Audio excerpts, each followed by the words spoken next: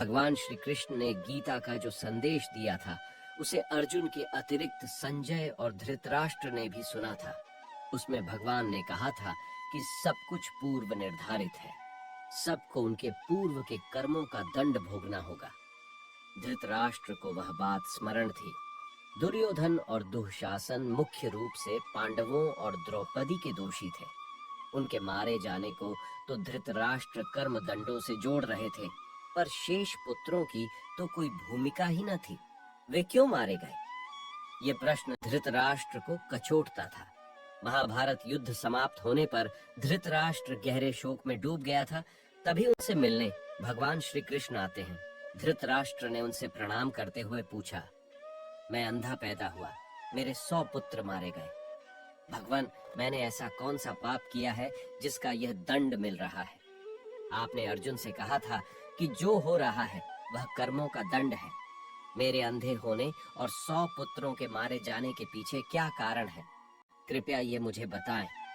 अपने पुत्रों को खोने की पीड़ा से उबरने में यह काम आएगा। श्री कृष्ण ने कहा, महाराज धृतराष्ट्र, आपने उचित ही सुना था। कर्मों का दंड भोगना पड़ता है, उससे किसी को छूट नहीं है। राजा और समर्थवान लोगों को कर्मों का दंड विशेष रूप से भोगना पड़ता है। ईश्वर उन्हें समर्थवान बनाते हैं तो उनसे ज्यादा जिम्मेदार होने की आशा रखते हैं। कुछ पाने के लिए कुछ तो देना ही पड़ेगा ना महाराज। आप इस जन्म में भी राजा हैं, पूर्व जन्म में भी राजा थे, पर आपने कई पाप कर्म किए। धृतराष्ट्र अधीर हो गए और बोले, केशव, मैंने इस जन्म में जो किया वह मेरे सामने है। एक राजा और एक बड़े परिवार का मुखिया होने के नाते मुझे वही उचित लगा। पूर्व जन्म का रहस्य जानने को उत्सुक हूँ। कृपया वह रहस्य खोलें कि ऐसा कौन सा पाप था कि मैं अंधा भी हुआ, 100 पुत्र भी गंवाए। भगवान श्री कृष्ण ने धृतराष्ट्र को पूर्व जन्म की याद दिलानी शुरू की। उन्हें पूर्व जन्म में लेकर गए। भगवान बोले, महाराज धृतराष्ट्र, पिछले जन्म में भी आप एक राजा थे। आपके राज्य में एक तपस्वी ब्राह्मण रहते थे।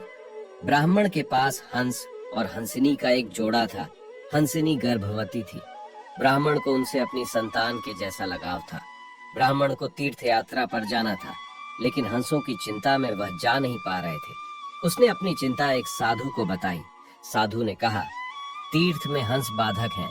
हंसों का अगला जन्म खराब क्यों करते हो? राजा प्रजा पालक होता है। तुम और तुम्हारे हंस दोनों उसकी प्रजा हैं। इन्हें राजा के संरक्षण में रखकर तीर्थ को जाओ। आप एक प्रजा पालक राजा थे, इसलिए ब्राह्मण को यह बात जम गई। वह आपके पास आया और अपनी सारी परेशानी कह सुनाई।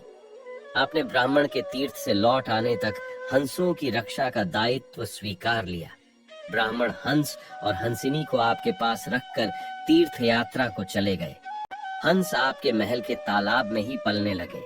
आपको एक दिन मांस खाने की तीव्र इच्छा हुई। उस समय आप अपने महल के बाग में घूम रहे थे। आपकी नजर हंसों पर पड़ गई। आपने सोचा सभी जीवों का मांस खाया है, पर हंस का मांस आज तक नहीं खाया। इसका स्वाद आखिर कैसा होता होगा? आप इसी विषय पर सोचते रहे और हंस का मांस खाने की इच्छा तीव्र होती चली गई। ये इच्छा अब पराकाष्ठा पर पहुंच गई और आप खुद को रोक न पाए। आपने हंस के 2 बच्चे भूनकर खा लिए। उसका स्वाद आपकी जिह्वा को लग गया। हंसिनी के एक एक कर 100 बच्चे हुए। आप सबको खाते चले गए। अंततः हंस का जोड़ा संतानहीन होकर दुख में मर गया। कई साल बाद वह ब्राह्मण तीर्थ यात्रा से लौटा और आपके पास आया। उसने आपसे अपने हंसों के बारे में पूछा। हंस तो आपके लोभ की बलि चढ़ चुके थे। प्रजापालक राजा ये कैसे कहता कि उसने अपने प्रजा की संपत्ति को चुपके से लूट लिया? इसलिए आपने ब्राह्मण से कह दिया कि हंस बीमार होकर मर गए। ब्राह्मण दंपति आप पर पूरा भरोसा करता था।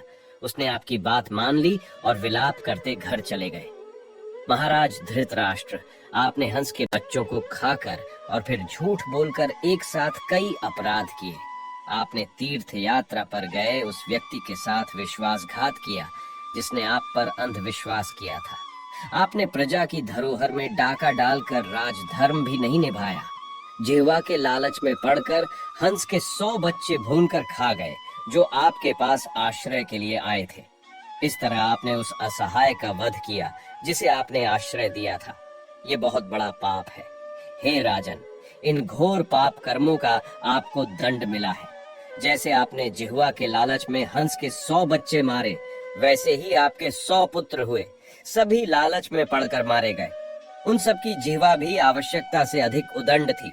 जिसने आप पर आंख मूंद कर भरोसा किया, उस तीर्थ यात्री से आपने झूठ बोला और राजधर्म का पालन नहीं किया। कोई आंख मूंद कर विश्वास करे तो उसका विश्वास कभी नहीं तोड़ना चाहिए। इसी विश्वासघात के कारण आप अंधे और राजकाज में विफल व्यक्ति हो गए। श्री कृष्ण ने कहा, सबसे बड़ा छल होता है विश्वासघात। आप उसी पाप का फल भोग रहे हैं।